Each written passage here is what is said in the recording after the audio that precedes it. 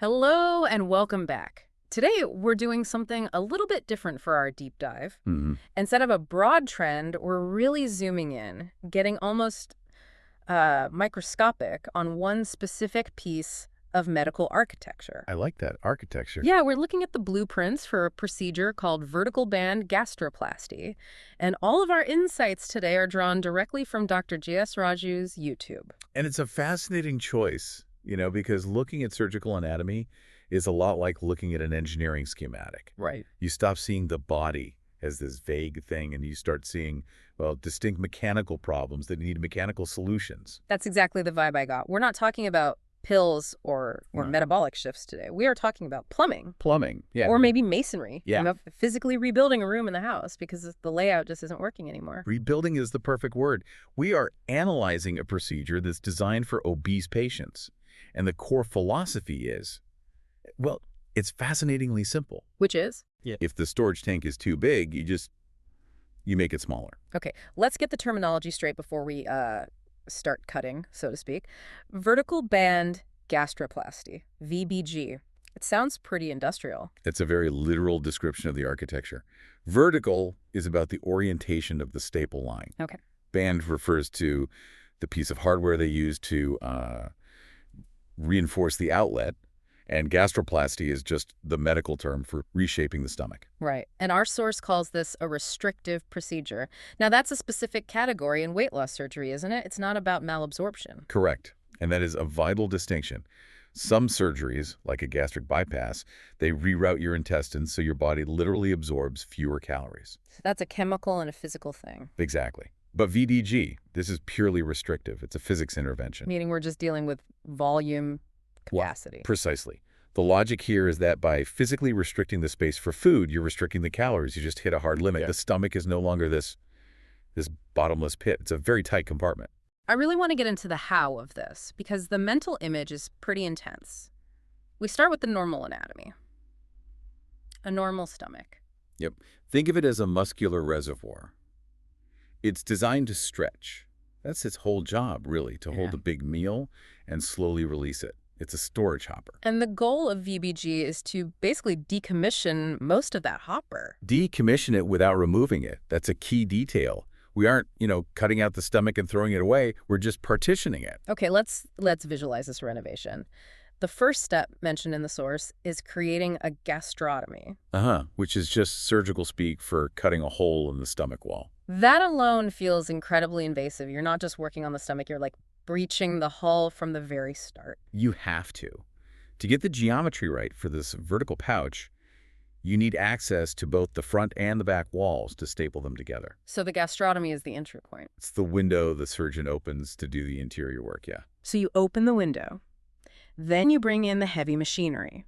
The source highlights two main tools, staples and a band. Let's talk staples first. Stomach stapling. It sounds crude, but these are, very sophisticated titanium staples. The surgeon uses them to create a partition. Just imagine taking a big room and putting up drywall right down the middle. But not just anywhere, right? The vertical part of the name implies a specific direction. That's right. They're stapling parallel to what's called the lesser curvature of the stomach.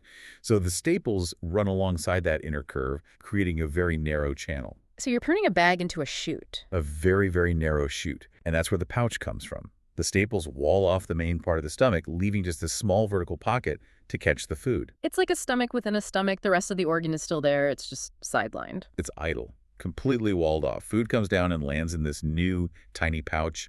It can't go into the main reservoir anymore. Okay, so you've got a wall of staples. But staples can fail, can't they? I mean, the stomach is a muscle. It churns. If I eat a big meal, are those staples going to pop? That is a legitimate structural concern. Absolutely. Tissue stretches. Yeah. Staples can pull through. And that is exactly why the band in vertical band gastroplasty exists. It's the reinforcement. Think of it as a structural collar or a belt. The surgeon places this band, usually made of mesh or silicone, right at the bottom of the new pouch. At the outlet. Exactly. The staples make the walls of the room, but the band makes the door frame. And it's a very, very small door frame. So the band stops the outlet from stretching out over time. Precisely. Without that band, the channel might eventually dilate.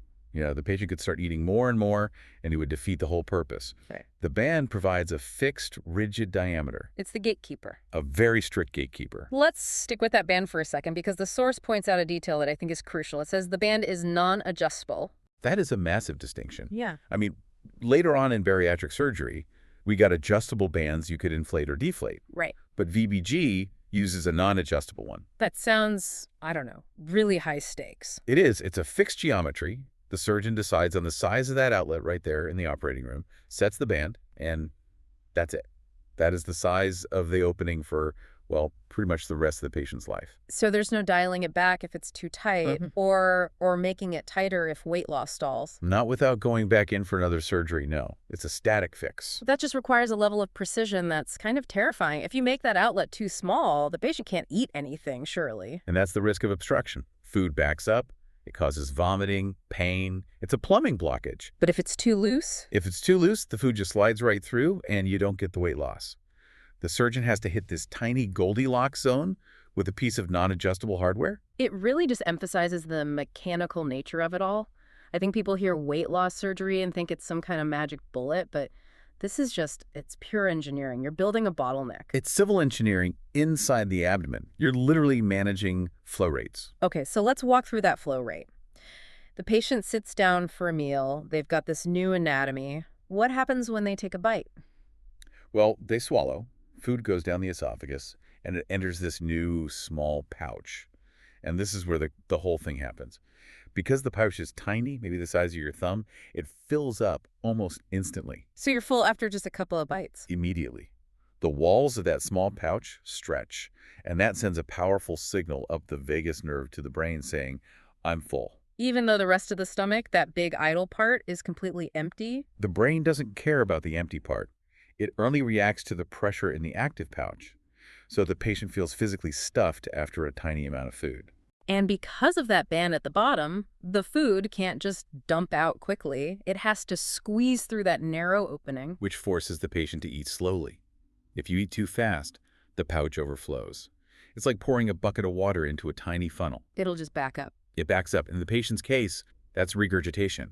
It forces a behavioral change through a structural limitation. You literally cannot binge eat. You can't. The physics won't allow it.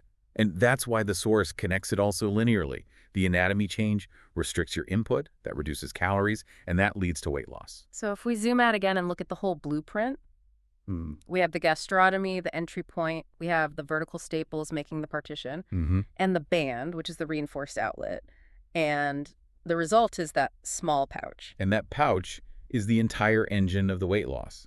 It's the new tool that the patient have to learn how to use. Learn to use. That's an interesting way to put it. Well, you can't drive a sports car the same way you drive a truck. And you can't use a VBG pouch the same way you used a normal stomach. You have to chew your food really well. You have to eat tiny amounts. You have to stop eating before you feel full because by the time you feel it, it's too late. The surgery installs the hardware, but the patient has to update their software. That is a perfect analogy. The VBG provides the physical restriction, that amount of calories limit we talked about. Yeah. But the patient has to completely adapt to that new geometry. It just brings us back to what we said at the start. It's a restrictive procedure, brute force thermodynamics. It is. Energy in, energy out. VBG just aggressively caps the energy in column. It's so fascinating to see how the medical community has approached this. We think of medicine now as pills or gene therapies, but this is structural modification. It's almost medieval in its simplicity, but so advanced in its execution. It's functional anatomy. If the function is broken, uncontrolled weight gain, you change the anatomy to force a new function. So looking back, how did VBG influence the surgeries that came later? Oh, undoubtedly. I mean, the whole concept of a vertical restriction, that sleeve shape, is the basis for the most popular weight loss surgery today, the sleeve gastrectomy. But the sleeve doesn't use the band. Right. We learned that maybe we don't need the foreign body, the band, if we just remove the rest of the stomach entirely. But VBG was the pioneer of that vertical shape. It proved that shaping the stomach into a narrow tube was a viable path. So when we look at VBG, we're really looking at a proof of concept. A proof of concept that restriction works, that you can physically limit a patient's intake and achieve massive health benefits. It's a powerful idea. Yeah. And kind of humbling. At the end of the day, no matter how complex our biology is, sometimes it just boils down to the size of the container. Biology has to obey physics. If the container is only 30 milliliters, you just can't eat a liter of food. It's an absolute law. I wonder what that feels like, living with that non-adjustable band. To know there's this little ring of silicone inside you deciding exactly how much you can eat. It must feel like a constant, silent partner. A little reminder that the rules of the game have changed for good. A strict partner. A very strict partner. Well, this has been a really, really illuminating look at the nuts and bolts, or I guess the staples and bands of this. It's one thing to hear stomach stapling, but it's another thing to actually visualize the whole process. It gives you a much deeper appreciation for the precision that's involved and, for the commitment the patient has to make. Absolutely. It's a permanent remodel. For what is often a permanent problem. We've really only scratched the surface, but looking at the mechanics of vertical band gastroplasty, it explains so much about the basic logic of weight loss surgery. It's not magic. No. It's architecture. It's changing the blueprint to save the building. I love that. Changing the blueprint to save the building. On that note, I think we should wrap up this architectural tour. A huge thank you for diving deep into the anatomy with us today. It's always good to understand the mechanism behind the method. And as we mentioned at the top, we always want to credit our source. This deep dive was based on the fantastic breakdown provided by Dr. G.S. Raju's YouTube. An excellent resource if you want to visualize what we've been talking about. Thanks for listening, and we'll catch you on the next deep dive.